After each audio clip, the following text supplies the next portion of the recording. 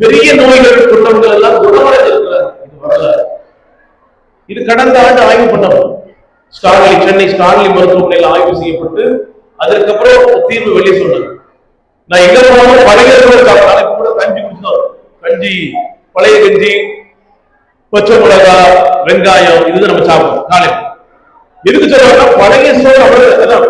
பச்சை மிளகா ரெட்டி எடுத்து கம்மங்கூழே குடிச்சு பாரு. பச்சை மிளகா ரெட்டி எடுத்து கம்மங்கூழே குடிச்சு பாரு. கோட வெயிலை கொடுத்து வெயிலை கொடுக்குறது இருக்கு பாரு. பச்சை மிளகா ரெட்டி எடுத்து கம்மங்கூழே குடிச்சு பாரு. நெஞ்சி வரை வராது, வராது, சக்கரை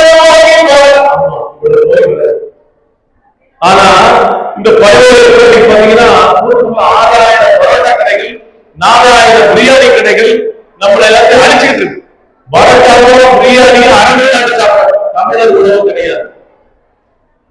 பிளைன் ரைஸ் சைனா கடன் சாப்பாடு தமிழர் உணவு கிடையாது. பானிபூரியும் பானிபூரியும் பாக்கைக்காரன் சாப்பாடு தமிழர் உணவு கிடையாது. ஆமாங்க, இதுக்குன்னு நான் ஒரு 5வது நோய் இல்லாமல் வாழ்வது அப்படின்னு என்னுடைய நூல் எழுது. எதுக்கு சொல்றா? மக்கள் கற்றலை செயல்படுத்தும், கற்றலை செயல்படுத்தும், கற்றலை செயல்படுத்தினால வாழ்க்கை வளமாக இருக்கும். நீங்க தூத்துக்குடி மாநகராட்சி போட்டியில பயக்கல. தூத்துக்குடி மாநகராட்சி எவ்வளவு சொல்லியிருக்கோம், யாராவது கேட்கீங்களா?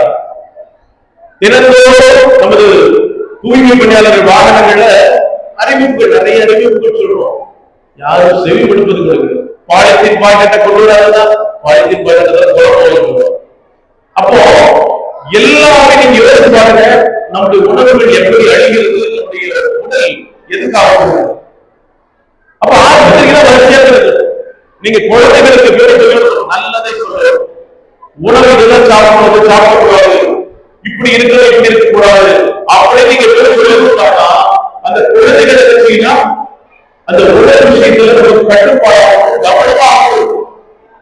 அப்பதான் விஷயம் நோய் இல்லாமல் வாழ முடியும் என்பதை இந்த அருமையான அரங்கத்தில் தெரியப்படுத்திக் கொண்டு நாம் மணிக்கணக்க பேசக்கூடிய நிறைய உணவுகளை பேசுறோம். பாக்கெட்டு போய் பயன்படுத்தாதீங்க. 54% கெமிக்கல் இருக்கு. 54% கெமிக்கல். தயவு கூட நீ பாக்கெட் பால் பயன்படுத்த இப்ப கூட நம்ம டீ கொடுத்தாங்க வேண்டாம். ஏன்னா அந்த பாக்கெட் பால் டீல குடிக்கணுமா? டீ கண்டிப்பா குடிக்கணுமா? டீ யாரு? வெள்ளக்கார இந்தியாவை ஆள வருகிற பொழுது இந்தியாவில் தேயிலை தோட்டங்களை உருவாக்கிட்டான். அந்த தேயிலை இன்னைக்கு நம்ம அடிமையிட்டோம். டாஸ்மாக் கடைகளுக்கு அடிமையானது டீ கடைகளுக்கு இன்னைக்கு அடிமையிட்டான். அவன் குடிகார, இவன் எந்த குடிகார? புரியுதா உங்களுக்கு?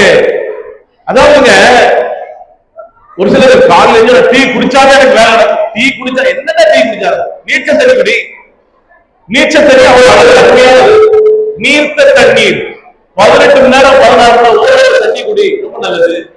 யாரு சொல்றா? யாரு கேட்கிறா? இன்னைக்கு டீ குடிக்கிறது ஒரு ஃபேஷன் ஆயிடுச்சு. கௌரவம். டீ அடிச்சுட்டு வருவோம், ஒரு டீ அடிச்சுட்டு வருவோம். 10 நிமிஷத்துக்கு டீ. இந்த உடம்பு எடுத்துக்கோ. நான் என்ன சொல்ல வரேன், அதே மாதிரி கடைகள்ல அரிசிகளை வாங்காதீங்க. பூராமே சக்கரை உணவு அரிசி. நீங்க பழைய அரிசிகளை வாங்குங்க. ரேஷன் அரிசி சாப்பிடுங்க, சக்கரை நோயை கட்டுப்படுத்தும். ரேஷன் அரிசி சக்கரை நோயை கட்டுப்படுத்துகிறது.